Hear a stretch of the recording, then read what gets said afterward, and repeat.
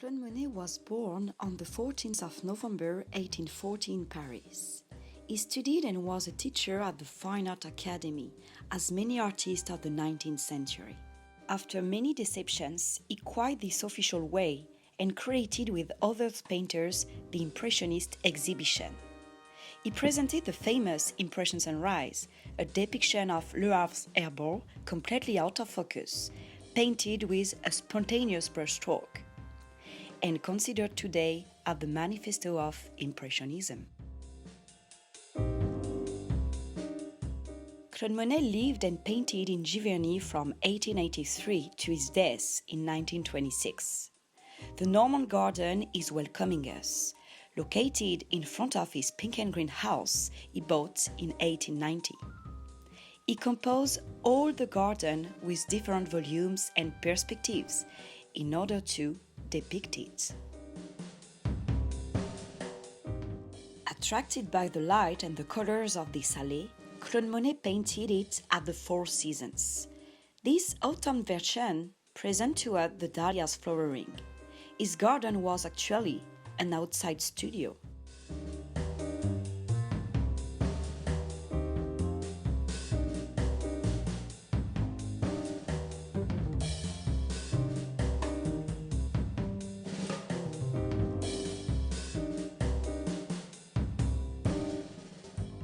He thought this area like a French garden, with symmetry and regularity, as a royal garden. He remembered his studies at the Fine Art Academy about architecture and perspective. To paint all along the year. These two juice trees on the two sides were planted when he bought the property.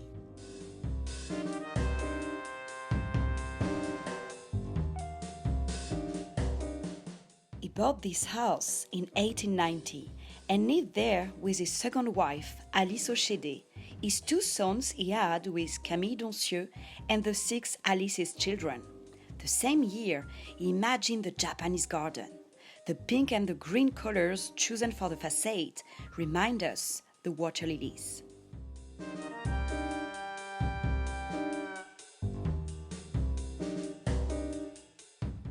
He transformed the garage into a studio with large windows, where he exhibited his series of water lilies, seafronts, and haystack.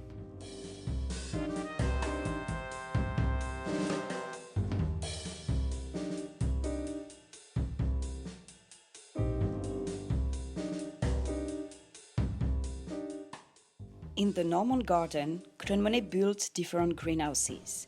He was fascinated by flowers and botanic and studied the flowering times to choose the varieties of flowers. The most important greenhouse was used for growing up his exotic orchids. One of his friends, another Impressionist painter, Gustave Caillebotte, taught to him everything about the cultivation of orchids.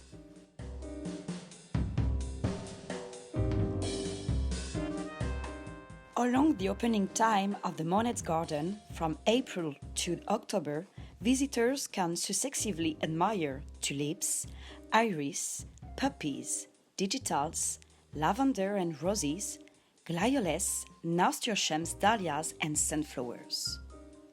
The 15 gardeners employed by the foundation have to work along the day.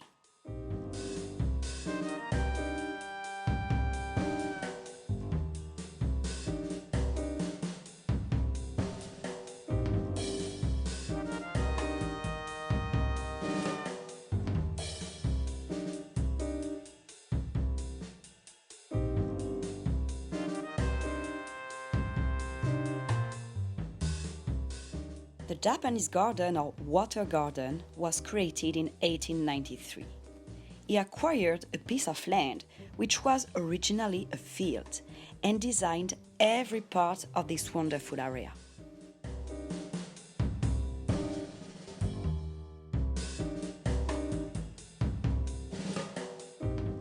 The green Japanese bridge, famous all around the world, was several times represented by the artist.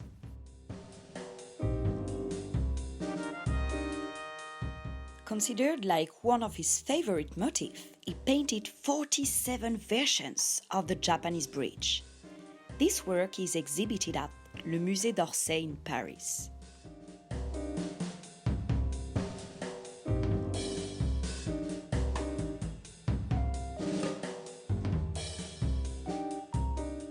But from 1900, at the age of 60, he had begun to suffer the effects of a cataract, losing the sight in his eyes. He continued to paint the Japanese bridge, even he could not see the right colors anymore. Thanks to the advices of Georges Clemenceau, Prime Minister of France, who was a doctor and best Monet's friend, the surgery was successful, and Monet regained his sight. When Claude Monet bought this land, it was only a field, without water. Clemenceau contacted the mayor of Giverny, and the artist was allowed to divert a tributary of the river Seine to bring water in this garden. In 1897, he starts his famous series of nymphaeas. He planted himself this hybrid of water lilies. Monet has always been fascinated by the play of light and reflections of nature on water.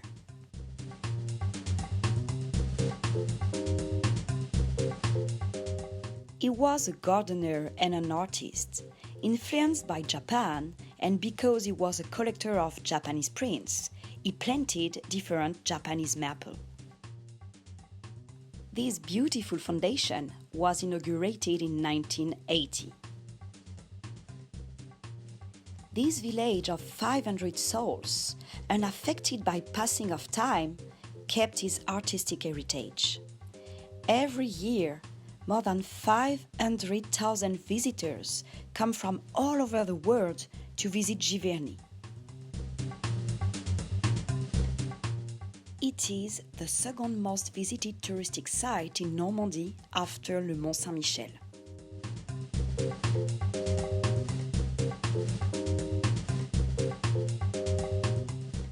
But Monet wasn't the only artist who fell in love with Giverny. Many artists from Paris came here, thanks to the first train line constructed during the 19th century and its train station located at Vernon.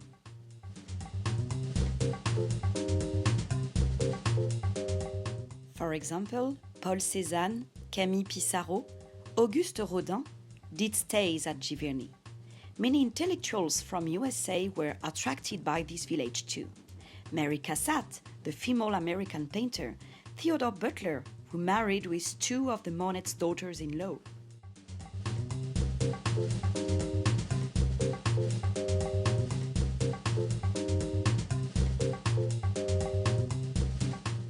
The owners of this inn, Mr. and Mrs. Boddy, understood it was an incredible chance.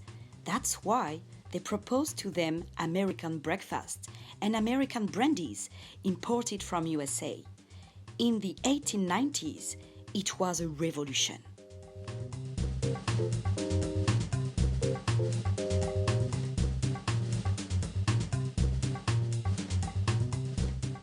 The artist had the possibility to rent a studio, hidden in the garden behind the building. They had everything in this small village far away from their country.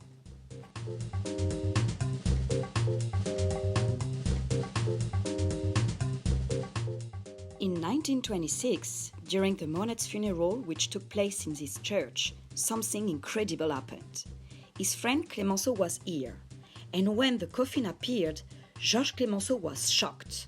The coffin was covered by a black sheet, as was the 20th century French tradition. He ran out from the church and came back a few minutes later with a flowery screen. He took the black sheet out, put the flowery screen on the coffin and said, "Flowers and colors for Claude Monet, but never black." Because during all his career, Claude Monet never used any black painting.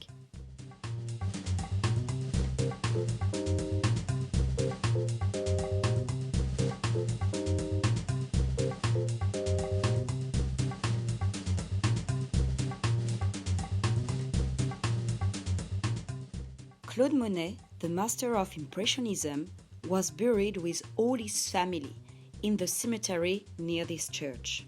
Considered today as the most famous French painter, his name has remained engraved in our memories.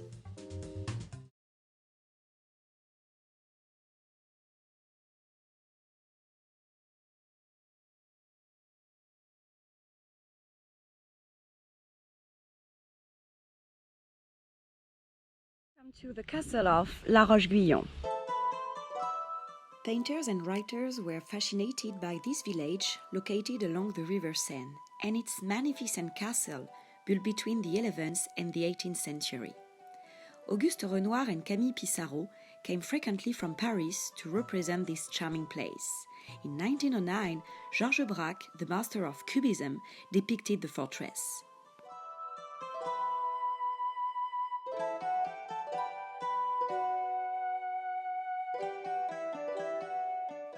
In front of the castle, the royal garden of 8.5 acres, with its 675 trees, is dated of the 18th century.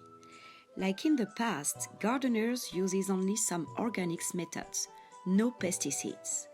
Before the 17th century, botanic is an uncertain science.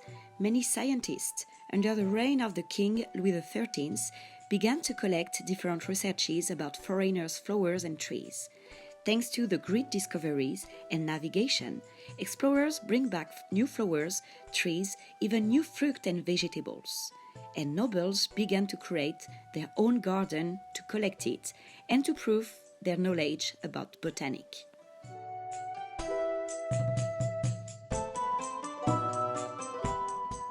The medieval keep, dated of the Middle Ages, was built during the 12th century.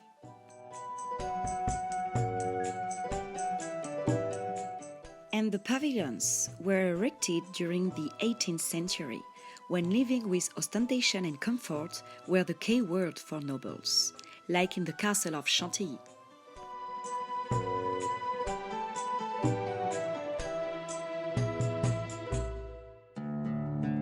La Roche means rock in English. At the 12th century, Guy de la Roche, a loyal vassal, received lands from the French king. He erected this medieval fortress with a keep running up to the cliff. The construction of this fortress is linked with Château Gaillard in Les Andelys, built by Richard the Lion's Heart in 1196.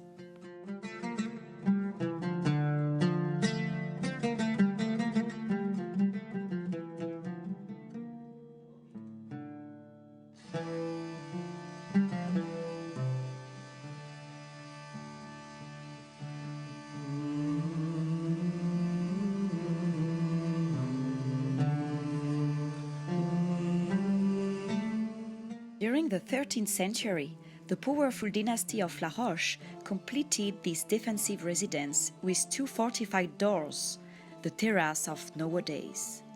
The family La Roche stayed owners until the 15th century.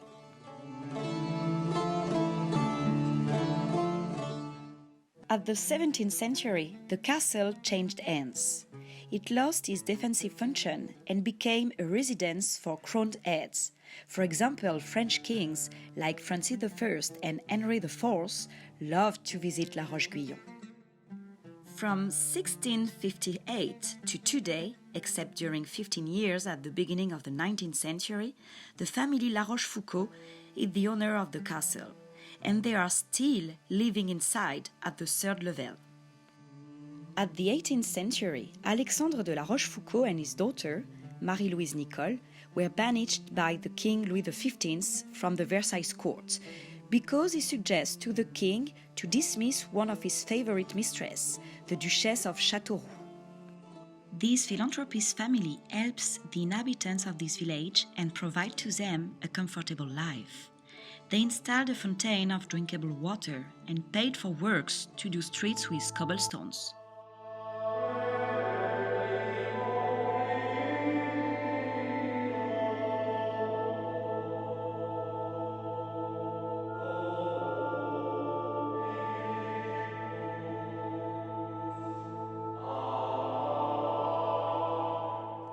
The troglodytic chapels were built during the 19th century. These private chapels were used by the owners for baptism, masses, and funerals.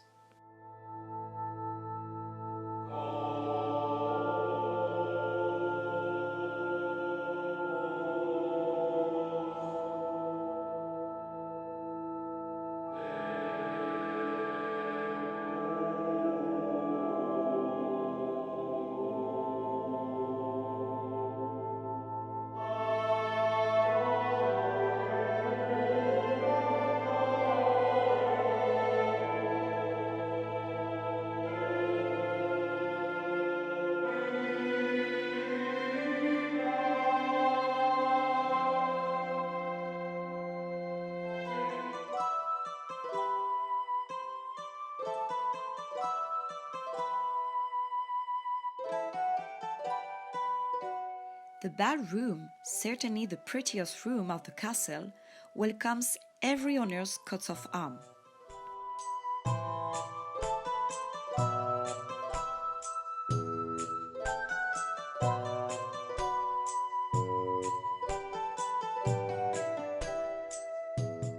At the top, we can read the La Rochefoucauld's motto, C'est mon plaisir, which means it's my pleasure to serve the king. The Great Salon presents 4 massive tapestries made in Paris by the manufacturer of Gobelin.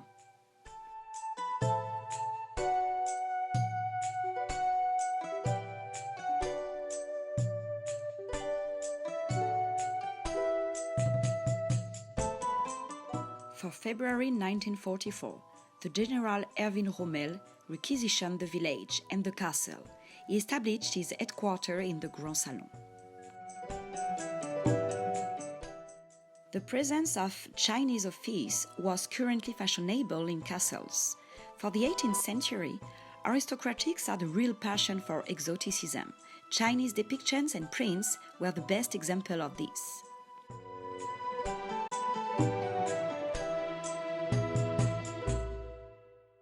For February 1944, the General Erwin Rommel requisitioned the village and the castle.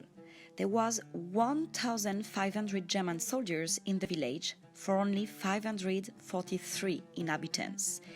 He dug the casemates to exhibit the weapons and keep food. The Rommel's troops were in charge of the Atlantic Wall construction to prevent the landings. Messages were intercepted from the USA. The German troops knew that American troops planned the landings on the Norman coast, and Rommel tried to find information about it. He took the castle and transformed it in a headquarters. After the landings, afraid by the Nazis' defeat, the general tried to knock the Nazis regime over, afraid by a potential civil war if Adolf Hitler was killed. Rommel's car was shot a few weeks later. He didn't die, but was in a coma a few days. Accused of disloyalty, Nazis asked him to kill himself.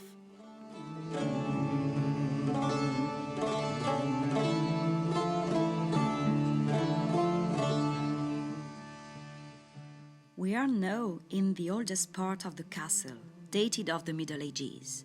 Bowes is coming from beef and reminds us that people lived with their cattle.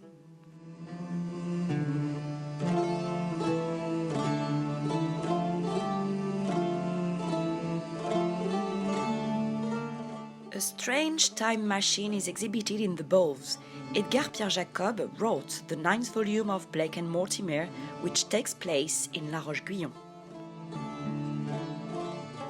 Victor Hugo wrote to his daughter Adèle from La Roche-Guyon, La Roche-Guyon, always this nice crescent of the river Seine, always this dark side of hills.